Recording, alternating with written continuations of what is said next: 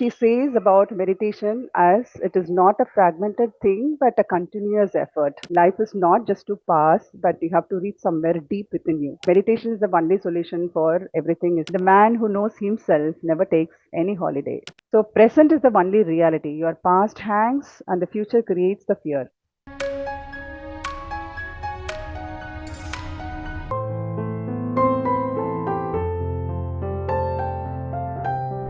So today we are going to discuss about the book by Osho, which is uh, Mindfulness in the Modern World. This is the book. So Mindfulness in the Modern World by Osho is what I'm going to talk about today. We are going to discuss. Hope you all know Osho. I don't need to tell about him. Just to say a few words. He is born in Madhya Pradesh and he's a great Indian philosopher who is also known as a mystic of 21st century. He's very popular for his teachings because he's too courageous and open, and all most of his teachings were revolutionary. And he has written a lot of books. It's not that he has written uh, from his talks and discourses to global audiences. They were all compiled into books. At about 600 to 650 books are there from his speech. So today we are going to talk about this book which I just mentioned. So this book has some 5 chapters, and there is one separate chapter introduction also, and at the end some 5 techniques to follow the mindfulness also he has given. Um, so the whole book talks about the meditation, mindfulness, awareness, watchfulness, all different words he is using, and he calls them all same. So meditation is equivalent to the mindfulness, awareness, etc. So that's what the entire book talks about, and how the meditation and being awareness helps in our day-to-day life and different problems. How to approach different problems with this technique of meditation and mindfulness is what the book talks about. So there are so many questions from the audiences to him. He has responded in a detailed manner with all the stories and anecdotes and all. I'm just picking up a few from each chapter because it's going to be very elaborate if I talk about it. And it's all very interesting. As you all know, Osho is very open and straightforward. He breaks all our belief systems and religions, politics. He has a different set of thoughts, and it is very interesting to read. This is the first Osho book that I'm reading, so I loved the reading also. So I've chosen this book because I wanted to practice mindfulness. Soon after I came into meditation, I've been trying to do it, and I'm still working on it. It's a quite challenging one, and I could see how challenging it is when I go through this book also. And he's given some tips and techniques to practice the mindfulness, which will be very useful not only for me and for all of you. So the introduction chapter also has some very important insights which I don't want to miss. So I have taken some points from the introduction chapter also. So first he says about meditation as it is not a fragmented thing but a continuous effort. He says when you sit for meditation just for 1 hour and rest of the 23 hours in a day, if you're not meditative, how can you call it as a meditation in that 1 hour? So that's a very thought-provoking question we never think about. We always sit for a couple of hours in meditation and we think we have done proper meditation. So what I can understand from this is he's insisting on being mindful, being aware throughout the day, apart from the meditation. We have also heard of this thing that Pradeep sir used to say that meditation and mindfulness goes hand in hand. It's like two wings of a bird, right? That's what he is also telling here. So the mindfulness is equally important as meditation. That's the point we have to understand here. And he is telling about a technique that a monk was following. There are 3 steps, the 3 questions that the monk used to follow. First thing in the morning, or even in the last thing is the night, or even in between throughout the day, he used to ask himself, He calls himself by his name, telling, "Are you there?" And he will answer, "I'm here." And this is the peak effort to be alert, is what Osho says. So when you call yourself by your name and you say when you're here, you answer it not just verbally, but feel the answer and tell. And that is the peak effort of being alert. And when you are alert, the thoughts stop and the mind disappears. And if it happens even for a single moment, that is the meditation that is happening. So when there is no mind, the meditation happens, that we all know. So this is one of the technique he is telling. And the second question is, he would say, not the question, he would tell, sober up. And he will answer to himself, yes, I'll make every effort that I can, which means be in a wakeful state. Don't just keep playing games in your life, and don't fool yourself anymore. Be alert, aware, sincere, and authentic. Life is not just to pass, but you have to reach somewhere deep within you. That is the purpose of life. And so he says to be aware to yourself. So, and the third thing is, and these questions and all he used to ask in the morning, because the first thing in the morning, whatever you do, or whatever you think, sets the pattern for the entire day. And also, the last thing at the night, what you think or do, sets the pattern for your entire sleep, the whole night's sleep. So when you do meditation, or when you think of something, when you do a meditation, the whole sleep becomes meditative. And when you think of some money, or some sex or something, your sleep will be having dreams of such things only. So even in the morning, you have to set a pattern with a good thing. Say if you are angry on something, as soon as you wake up, the whole day you will face situations that you will get into anger mode. So this is very important, what you are doing in the first thing in the morning and the last thing in the night. And the third thing he would say is, look out, don't be fooled by others. And he would answer, yes, sir, I will not. Because as you can see, the people around us, the society, they keep on fooling us, they condition us, and they hide our true self. That's what is happening. Even with the advertisements and radio, newspapers, social media, and all, they are giving different informations which manipulate you, and don't they don't allow you to realize your true self. So you should be aware that you are not getting fooled by others. So the advertisements and propaganda keep on pulling you until you are dead, is what Osho says. So it creates, when you see an advertisement of a car or house or vacation, you get a missing feeling that you want that car, you want a house, and you go for a vacation, and it makes you work for it. And once you achieve them, you realize that you are deceived, that you have not gotten the true happiness.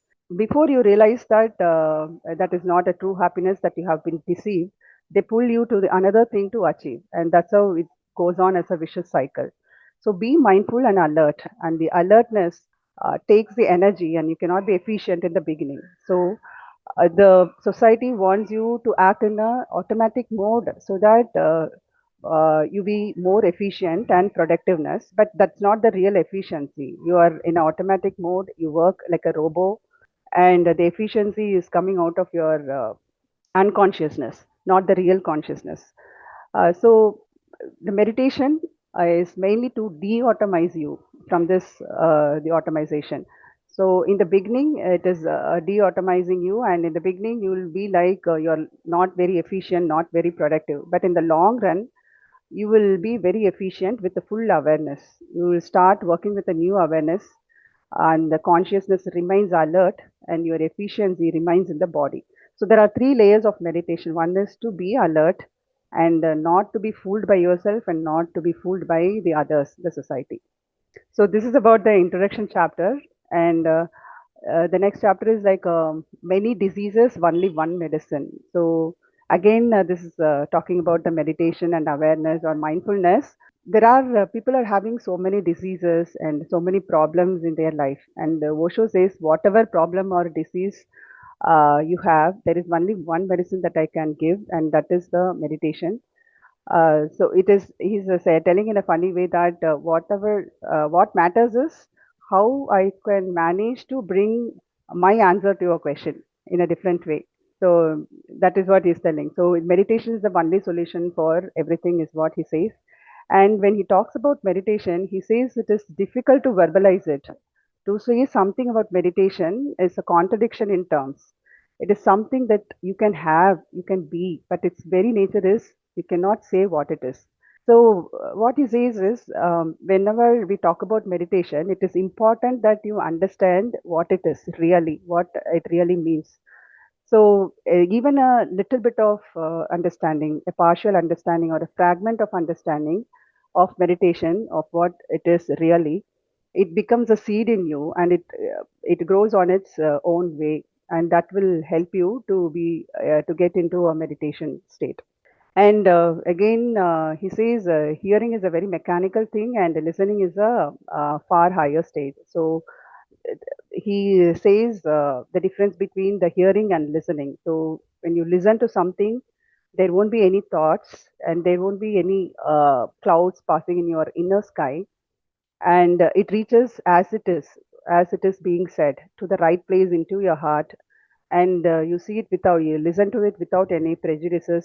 There is no interference by your mind or interpretation by you. You have to understand what really the meditation is. For that, you have to be in the listening mode, not just hearing what it is.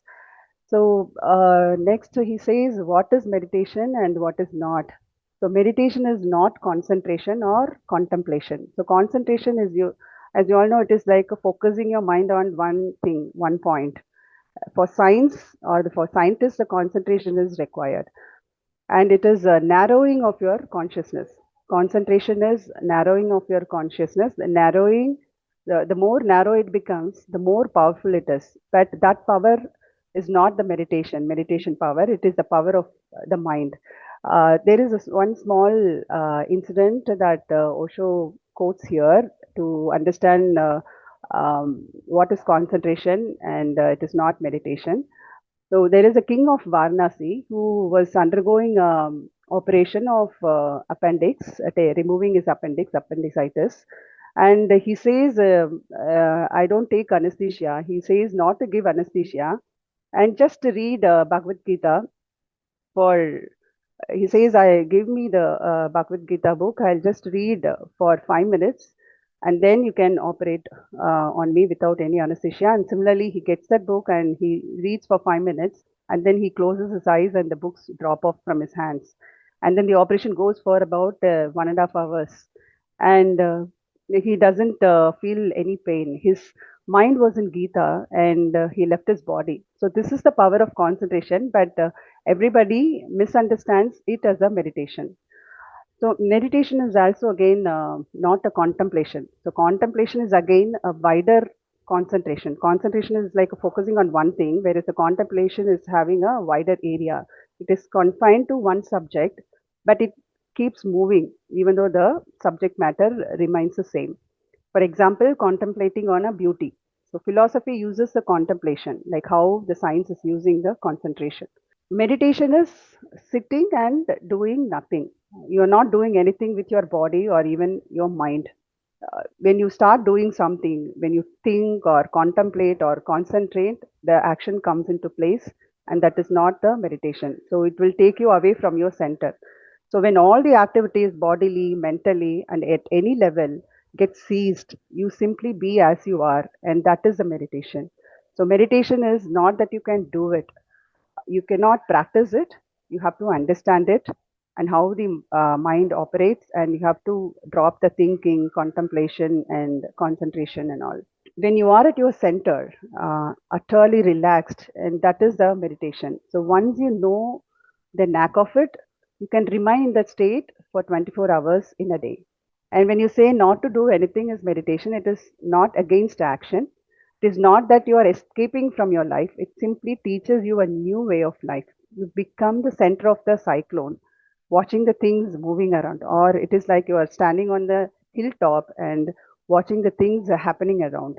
So your life goes on, and with more joy, with more clarity and vision, more creativity. Yet you are being aloof, watching things around, and you really enjoy the life more intensely. This concentration and contemplation are against the mind because it is like imprisoning your mind. Concentration is very complicated, and contemplation is lesser complicated, and this meditation is very simple, effortless. So when you are concentrating on something, it is like a tiring, and you become tensed. It is like a tense affair when you do work on the concentration, but mind keeps wandering. It wants to enjoy, it get excited on seeing new things. So the concentration is like against the mind's nature. So that is why it is kind of difficult compared to meditation. So meditation is having all the space, the whole of existence available. Rather, the concentration has a small space, and the contemplation is again having a bounded space. It's not like unbounded. But meditation is a vast thing where you can watch the whole scene. There is no effort required for meditation. You just need to sit and be aware, be watchful. And Osho is talking about priesthood, which is not related to this, but he is talking about the priesthood, which is kind of interesting. So, the Buddha's revolution is to throw away the priesthood. So, anyone, Osho says, anyone can directly connect to God or the existence or the truth or nature, whatever you name it, not through an agent or a mediator.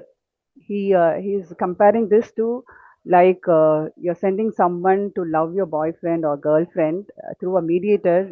You are loving them, and like you are asking your servant to sleep or eat on your behalf, which cannot happen, which is not practical, right? So that's what he calls when you have a priest as a mediators um, to connect to God.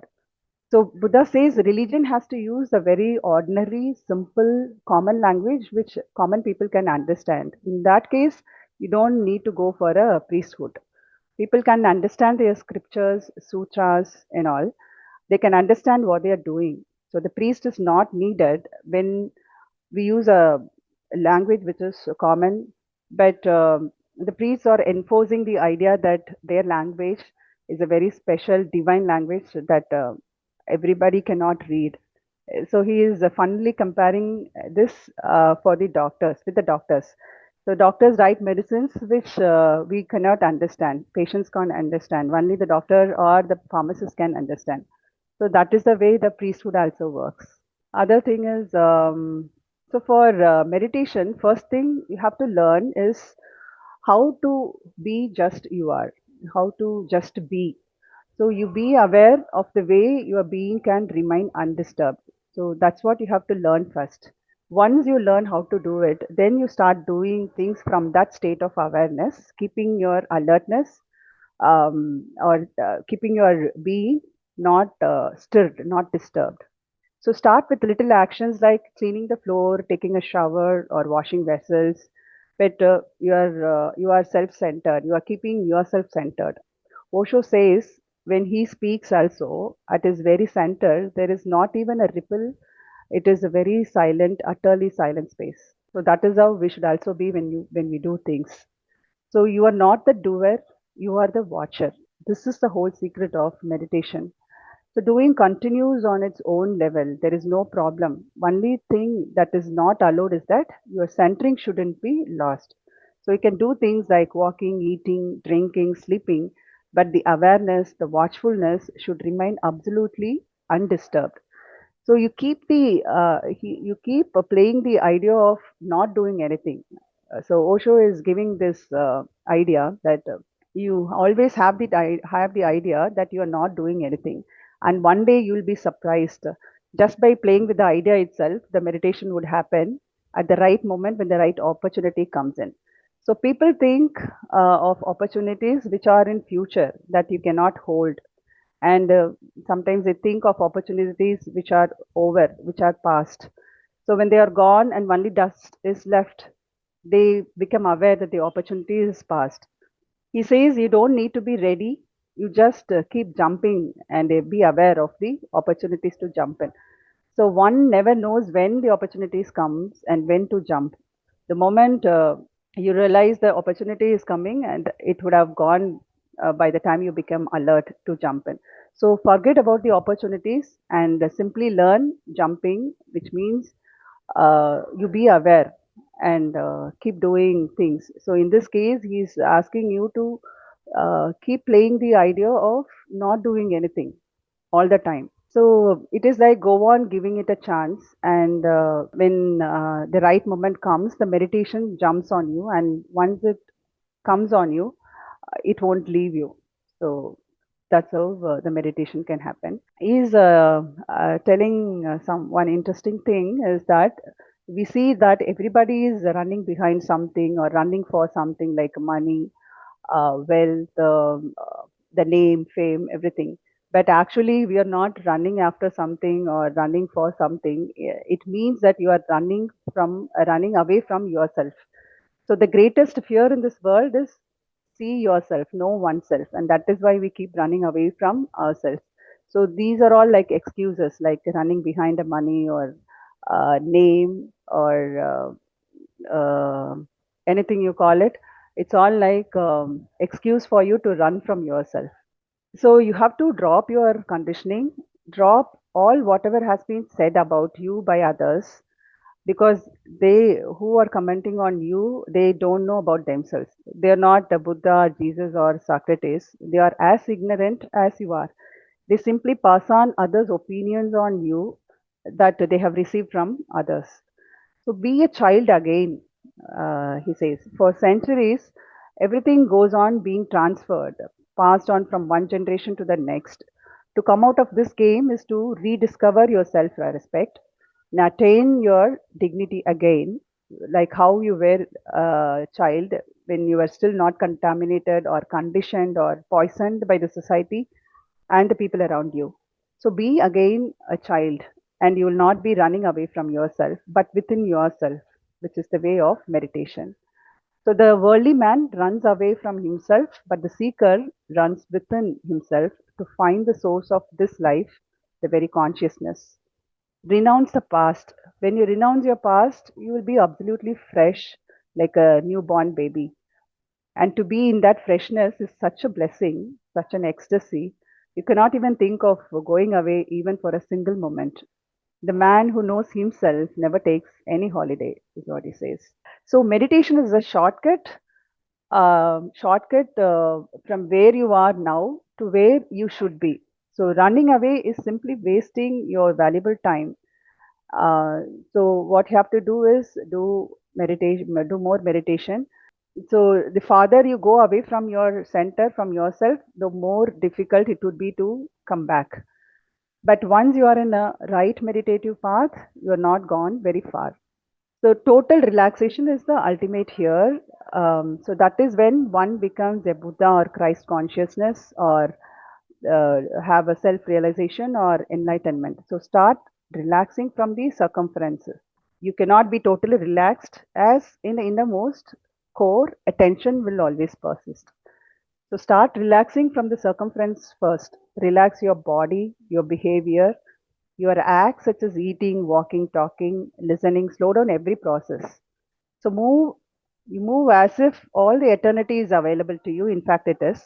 So tension means you are in a hurry, you are in fear, doubt.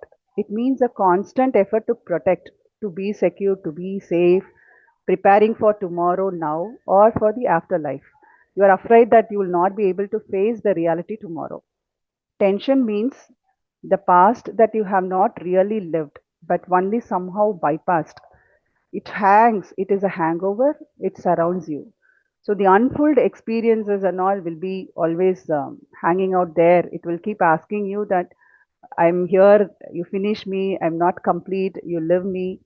And once you live that, it escapes. So there is an intrinsic quality in every experience that it tends or wants to be finished or completed. So present is the only reality. Your past hangs and the future creates the fear.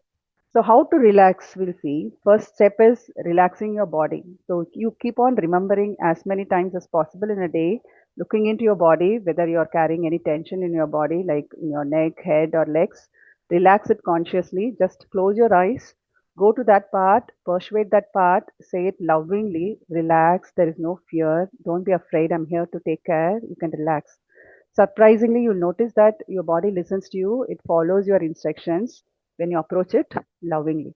So, next is relax your mind. Now that you have a hold of your body, that your body listens to you, now you have some trust in yourself, then you can start relaxing your mind. which is a little complex. Then you have to relax your heart, which is again a little more complex, more subtle. And finally, you relax your innermost core. The whole of the existence is dancing. If you see the trees are growing, the plants are growing, the birds are chirping, rivers flowing, the breeze, everything is moving around you without any haste. They are moving in a very relaxed way. So we should also be in that relaxation mode. Do everything slowly, change your old pattern and old habits. Buddha says, walk very slowly and take each step very consciously. If you take each step very consciously, you are bound to walk slowly. If you are running or hurrying, you tend to forget things, you forget to remember. So, hence, Buddha says, walk slowly. So, just try walking very slowly and you'll be surprised. A new quality of awareness starts happening in the body. Similarly, you eat slowly. You'll be very surprised that there will be a great relaxation while you eat slowly. So awareness is the beginning of transformation. Once you're aware that there is a tension deep inside you and you're not totally relaxed, you're not able to relax, that is where the transformation happens, because you are aware that you are not relaxed really, and you will take steps to relax. So relaxation is one of the most complex phenomena. Osho calls it's a very rich, multidimensional. So the let go, trust, surrender, love, acceptance, going with the flow, union with the existence, egolessness, ecstasy, all these things are part of relaxation. All this start happening if you learn the ways of relaxation. There is another chapter by name Be Ready to Be Surprised. So a person is asking how to see things as they are.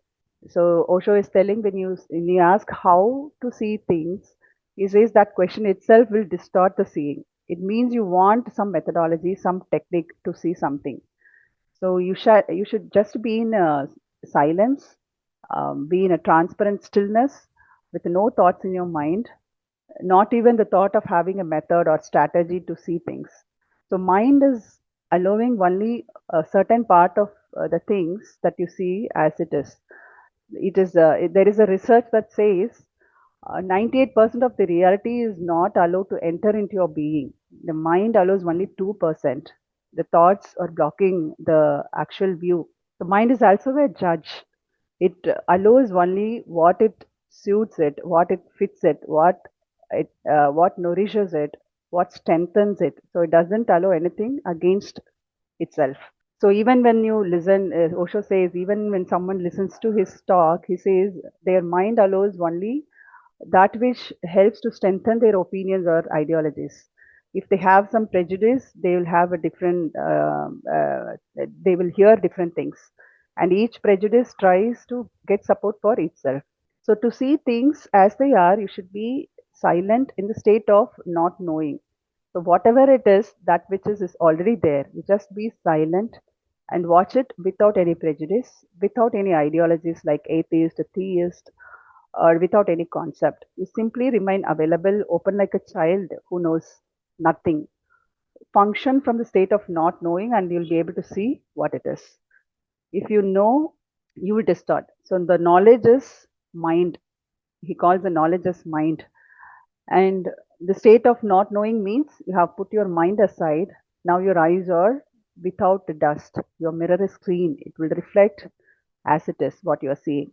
So encounter the reality and be surprised. When you encounter the reality, it is going to be shattering. It is not going to be the way you expect things to happen. It won't help your ideas. It will destroy all your thoughts. What you thought to be right, it will destroy. It will show you how you lived up to as a dream in your own projections, how you lived in a capsule without any windows, not allowing the reality to penetrate you, creating a world of your own ideas around yourself. So, Osho says, be innocent, which means like a child without knowing anything. That is where you operate from the state of being not knowing anything. So you have to drop all your identity of being a Christian, Hindu, or Muslim, and be as innocent as you can. So Jesus says, unless you are like a small children, you will not enter into my kingdom of God. He's saying to function from the state of not knowing, to be innocent. Even the Upanishad says, those who claim to know, beware, they know nothing. Those who say they don't know anything, surrender to them, because there is a possibility of some transformation happening around them when you are with them. Socrates also says, I know only one thing, that I know nothing. So the state of not knowing brings ecstasy. The knowledge demystifies life. All the mystics of all ages say to drop the knowledge. All the knowledge is rubbish. So look at the trees like a child, look at the moon like a poet, and look at the sky like a madman. So the reality is uninterpretable. When you ask how to see things, you need some methodology, some information, knowledge to interpret the reality, but the reality is not interpretable. Okay, so one last thing I want to say is there are some 5 techniques that Osho has given that we can follow as a takeaway, which I found very interesting. So, like he says, change your mind, which means by changing your breathing pattern, you can change your mind. Say, if you want to come out of some habit, you just exhale when that urge comes. Say you want to quit some smoking, or you want to come out of judging someone, come out of judgment, which you, in that time, what you have to do is start exhaling and inhale 2 3 times. Similarly, if you want to have some habit incorporated, you start with inhalation and then you start inhaling.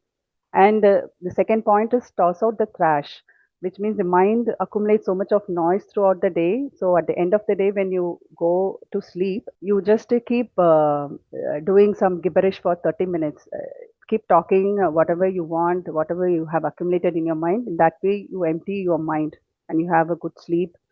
And be, as we have been talking about, always be in the awareness state. So whatever you do, whatever small gesture you do, you be aware, like moving your hand also, you can keep moving with your full awareness when you're walking, sitting, listening and all.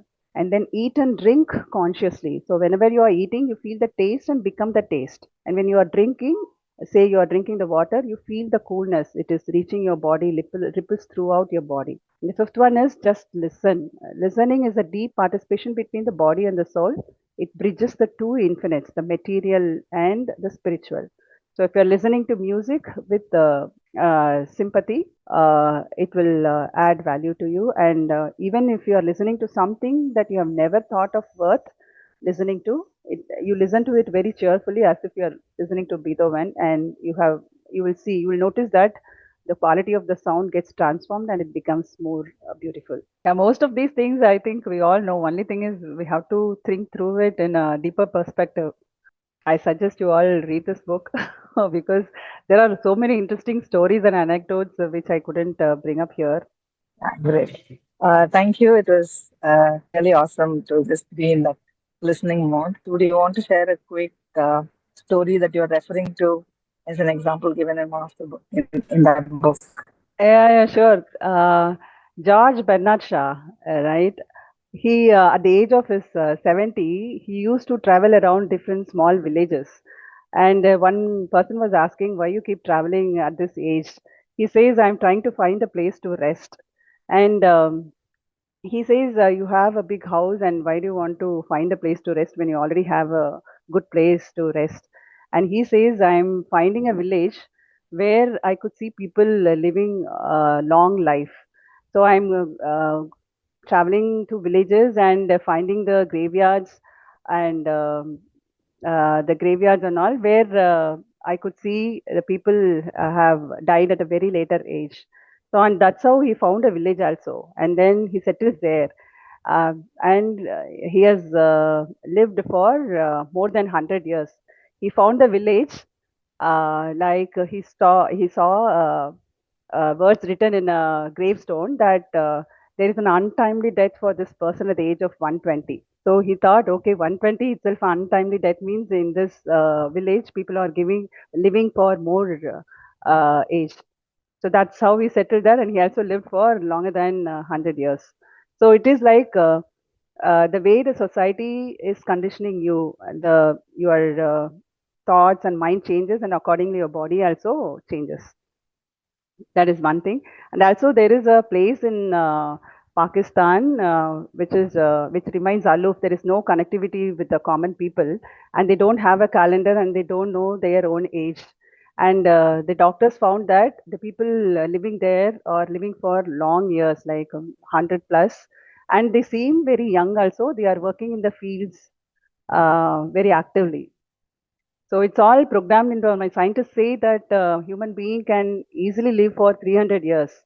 So it's all in our mind that we have been programmed and conditioned that we can live only up to the age of 70 or 80 or at the maximum 100. And accordingly, the body is acting. So the story I found very interesting. And there are a few other stories also that talks about consciousness. Um, Thank you so uh, much for sharing. It's true that conditioning makes a big difference. it's a real incident, not even a story, real story. So we have to learn from that.